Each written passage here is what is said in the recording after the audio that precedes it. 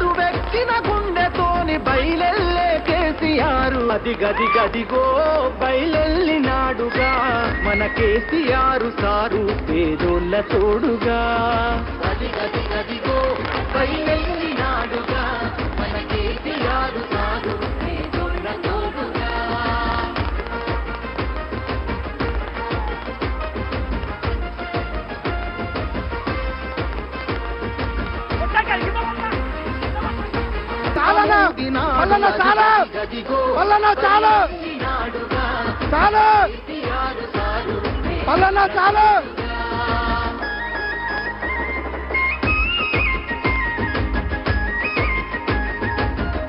Okay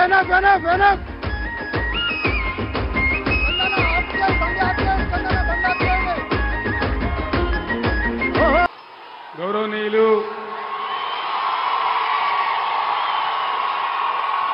మాజీ మంత్రివర్యులు శ్రీ రెడ్డి నాయక్ గారు, మరో మాజీ మంత్రివర్యులు శ్రీమతి సత్యవతి రాథోడ్ గారు,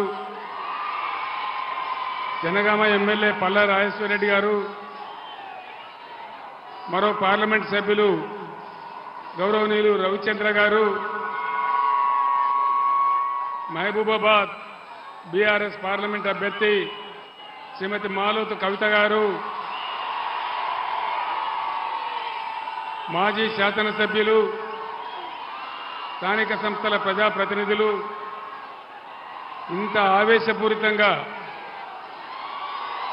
45 డిగ్రీల ఎండలో ఈ సమావేశానికి తరలివచ్చినటువంటి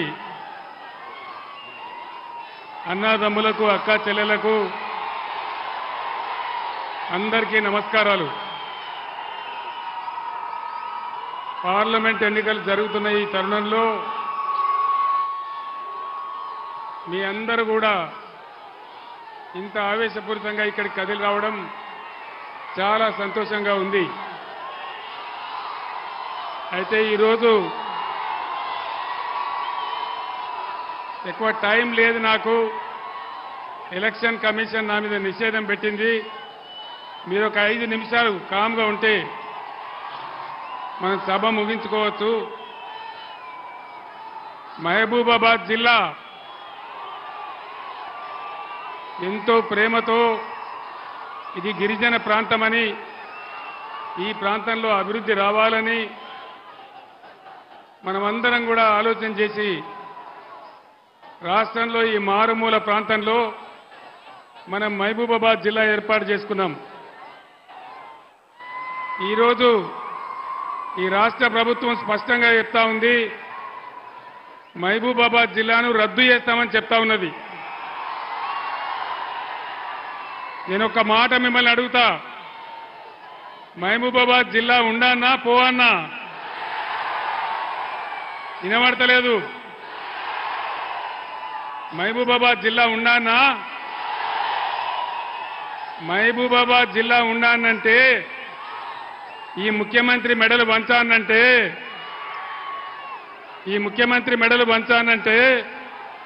ఇక్కడ మాలోతు కవిత గెలవాలి. మీకు వినబడ్డదా? మీకు వినవల్లే కదా. మహబూబాబాద్ జిల్లా తీసేస్తా అని కాంగ్రెస్ ముఖ్యమంత్రి చెప్తా ఉన్నాడు. మహబూబాబాద్ జిల్లాను మీకు కేసీఆర్ తెచ్చిండు. మరి మహబూబాబాద్ జిల్లా ఉండానా ఊడిపోవన్నా? మహబూబాబాద్ జిల్లా ఉండానంటే ఈ ఎన్నికల్లో కాంగ్రెస్ కు బుద్ధి చెప్పాలి, మాలోతు కవిత గెలవాలి.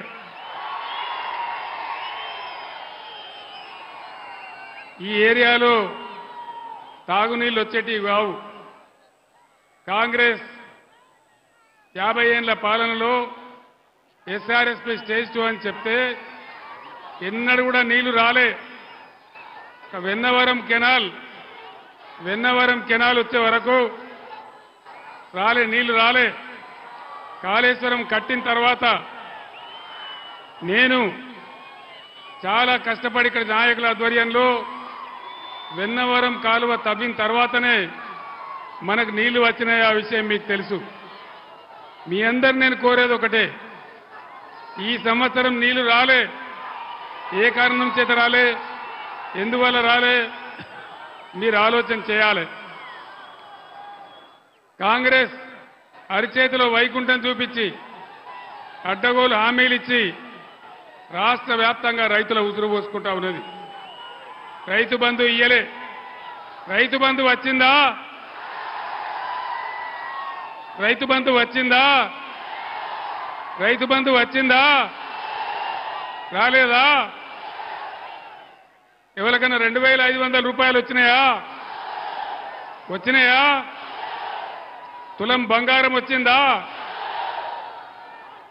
ఏది కూడా రాలే. కానీ అనేక హామీలు ఇచ్చినారు. ఒకటే ఒక్క హామీ, ఉచిత బస్సు నెరవేరిస్తే భయంకరంగా ఆటో రిక్షా కార్మికులంతా రోడ్డున పడిపోతా ఉన్నారు. వాళ్ళ బతుకులు ఆగమైపోతా ఉన్నాయి. ఆటో రిక్షా బిడ్డలు ఆత్మహత్య చేసుకుంటా ఉన్నారు. ఒక స్కీమ్ పెడితే మంచిదే, మహిళల గురించి మేము వద్దనడం లేదు. కానీ ఆ స్కీమ్ పెట్టినప్పుడు వచ్చేటువంటి బాధలు, ఇబ్బందులు ప్రభుత్వం గమనించి ఆటో రిక్షా కార్మికులకు కూడా తగిన న్యాయం చేయాలి. ఆటో రిక్షా కార్మికులకు న్యాయం జరగాలి. అది జరిగేదాకా బీఆర్ఎస్ కొట్లాడుతుందని మనవి చేస్తా ఉన్నా. రైతు బంధు రాలే, కాలువలలో నీళ్లు ఇయ్యలే, కరెంటు చక్కగా ఇయ్యలే, మళ్ళా బోర్ బండ్లన్నీ వస్తూ ఉన్నాయి, మళ్ళా బోర్ బండ్లన్నీ వస్తూ ఉన్నాయి. అనేక ఇబ్బందులు జరుగుతూ ఉన్నాయి. నేను మీ అందరికి ఒకటే మాట మనవి చేస్తా ఉన్నా. ఇవాళ ఎలక్షన్ కమిషన్ ఆఫ్ ఇండియా నా మీద నిషేధం విధించింది. 48 గంటలు కేసీఆర్ ప్రచారం చేయొద్దని, ప్రచారంలో పాల్గొవద్దని నా మీద నిషేధం విధించింది. మీ అందరు నేను ఒకటే కోరుతా ఉన్నా, ఒకటే మాట మనవి చేస్తా ఉన్నా. ఇదే రేవంత్ రెడ్డి నీ పేగులు మెడలేసుకుంటా, నీ గుడ్లు వీకుతా అని నా మీద అడ్డగోలు మాటలు మాట్లాడితే, ఇదే election commission of India Revanth Reddy మీద నిషేధం పెట్టలేదు, కానీ నా మీద పెట్టింది. నేను ఒక్కటే మాట చెప్తా ఉన్నా, లక్షలాదిగా ఉన్నటువంటి టీఆర్ఎస్ కార్యకర్తలు వారందరికీ కూడా నేను పిలిపిస్తా ఉన్నా. 48 గంటలు నా ప్రచారాన్ని నిషేధిస్తే మా అన్నదమ్ములు, మా టీఆర్ఎస్ బిడ్డలందరూ కూడా దాదాపు 96 గంటలు అవిశ్రాంతంగా పనిచేస్తారని మనవి చేస్తా ఉన్నా.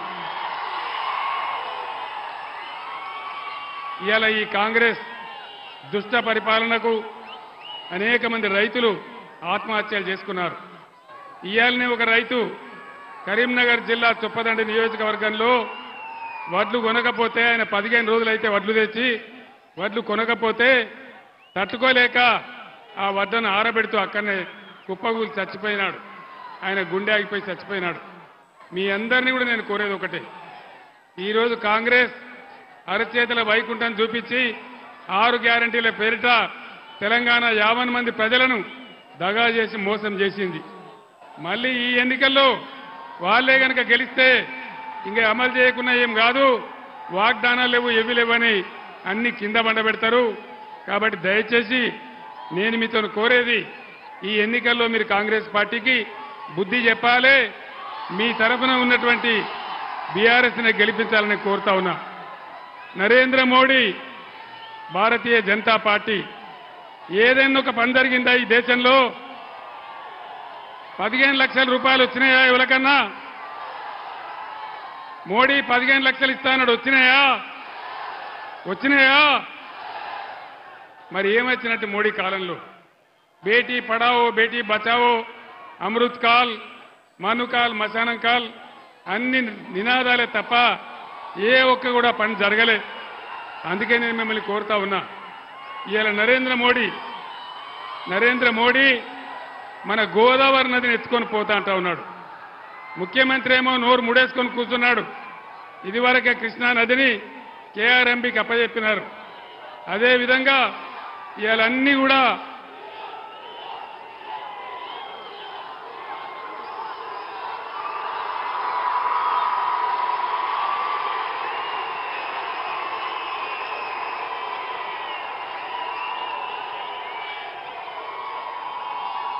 నాకు టైం లేదు, నేను 8:55 నిమిషాలకు ఉపన్యాసం బంద్ చేయాలా?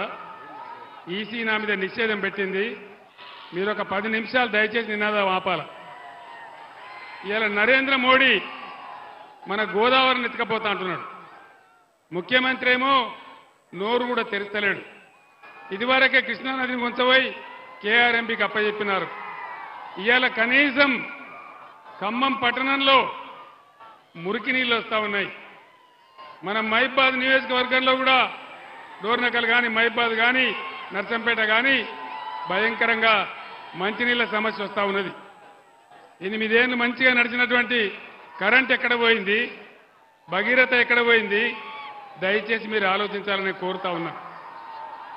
70 ఏళ్ల కాంగ్రెస్ పాలనలో ఏనాడు కూడా ఎక్కడ కూడా గిరిజనులను గౌరవించలే. కానీ బీఆర్ఎస్ ప్రభుత్వంలో సేవాలాల్ మహారాజ్ భవనం కట్టుకున్నాం, అక్కడ బంజారా భవన్ కట్టుకున్నాం, మన సత్యవతి రాథోడ్ గారే కట్టించినారు.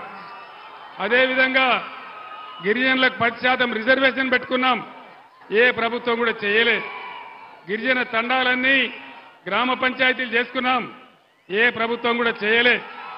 కాబట్టి నేను గిరిజన బిడ్డలను కోరుతా ఉన్నా, మీరు దయచేసి ఎట్టి పరిస్థితులలో మీ యొక్క ప్రతాపం ఈ పార్లమెంట్ ఎన్నికల్లో చూపెట్టాలని మిమ్మల్ని అందరినీ కూడా నేను కోరుతా ఉన్నా. అదేవిధంగా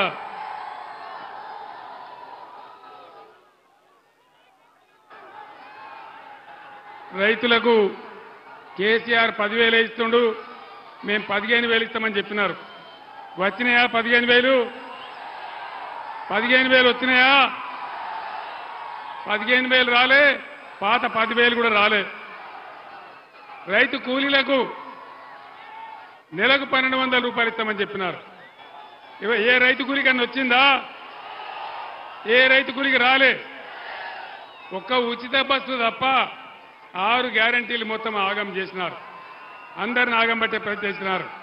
ఇలా మంచినీళ్ళ బాధ, కరెంటు బాధ, రైతులు వడ్లు కొనే పరిస్థితి లేదు. 500 రూపాయలు రైతులకు బోనస్ ఇస్తామన్నారు. వడ్లకు ఇచ్చిండ్రా? బోనస్ ఇచ్చిండ్రా? రైతులకు 500 బోనస్ వచ్చిందా? 500 బోనస్ వచ్చిందా? ఎక్కడ కూడా రాలే, వచ్చే పరిస్థితి కూడా లేదు. అందువల్ల మీ అందరినీ కూడా నేను కోరేది, ఈ ఎలక్షన్లో మీ అందరూ కూడా ఏకమై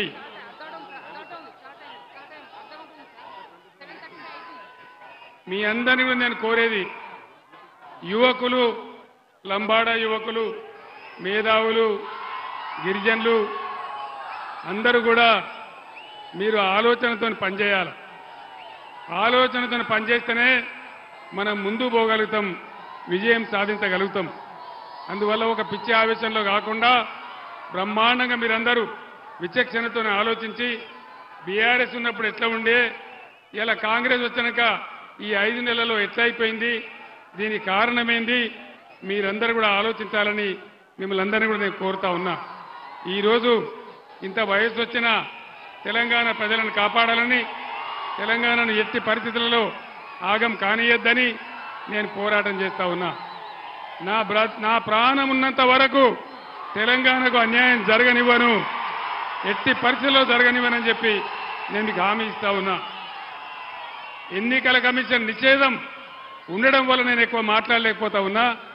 కవిత బ్రహ్మాండమైన నాయకురాలు, మచ్చలేని మనిషి, పార్లమెంట్ సభ్యురాలిగా మీ అందరి ఆదరాభిమానాలు పొంది గత 5 ఏళ్లు బ్రహ్మాండంగా పనిచేసింది. ఈసారి కూడా కవితకు అవకాశం ఇస్తే రేపు పార్లమెంట్లో ఇతర ఎంపీలతో పాటు తెలంగాణ హక్కులు కాపాడడానికి, తెలంగాణ నీళ్లు తెలంగాణ కాపాడడానికి, తెలంగాణకు నిధులు రాబట్టడానికి, తెలంగాణ అస్తిత్వాన్ని రక్షించడానికి, తెలంగాణను ముందుకు తీసుకుపోవడానికి మీ సేవకురాలిగా పనిచేస్తుంది. కాబట్టి కవితను గెలిపించాలని నేను మీ అందరినీ కూడా కోరుతా ఉన్నా. ఈ రకంగా మీరందరూ మహబూబాబాద్లో ఈరోజు ఇంత పెద్ద ఎత్తున బ్రహ్మాండంగా తరలి వచ్చినారు. ఒక ఉప్పెనలాగా అసలు మహబూబాబాద్లో నేల ఈనిందా అన్నట్టుగా మీరంతా తన్నుకొని వచ్చారు. మీ అందరికీ కూడా ఇంత ఆవేశపూరితంగా వచ్చిన మీ అందరికీ పేరు పేరున నేను ధన్యవాదాలు తెలియజేస్తా ఉన్నా. అందరికీ తెలుసు బీఆర్ఎస్ యొక్క స్వప్రయోజనాలు ఏముండవు. ప్రతి క్షణం ప్రజల కోసం, ప్రతి క్షణం ప్రగతి కోసం, ప్రతి మాట ప్రజల కోసం, ప్రతి అడుగు ప్రజల కోసంగా బీఆర్ఎస్ తెలంగాణ ఇంటి పార్టీగా పనిచేస్తుంది కాబట్టి బీఆర్ఎస్ ఆదరించి కవితను గెలిపించాలని కోరుతూ నేను సెలవు తీసుకుంటా ఉన్నా. జై తెలంగాణ, జై తెలంగాణ. కారు గుర్తుకే, కారు గుర్తుకే. జై తెలంగాణ.